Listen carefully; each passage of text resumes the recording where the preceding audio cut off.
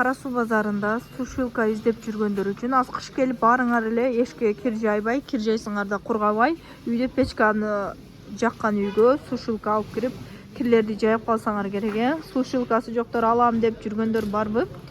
Силер үчүн сушилканын түрлөрүн көргөзөйүн деп атам. Бул эми баягы средний качество, аркасын көргөзөйүн. Мына жакшы эле, орточо да, мындан карагыла өтө жоон эмес, инчке эмес. Булар 1500дөн. Андан кийинки двойной 2 этаждуу сушилкалар бар. Булардын качествосы дагы артын көргөзөйүн. Эми средний да булар дагы. Мына. Мунун баасы 1600. Жакшы качествода. Калың кийимдерди дагы жайсаңар, мындай ийилиппеген, сынбай турган ушул сушилканы сунуштаймын. Карагыла, өзү деле көрүнүп турса керек. Мына артында көргөзөйүнчү. Жоондугун эч нерсе болбойт. Булар 1800дөн. Мындан дагы бир средний качестводагы сушилкабыз.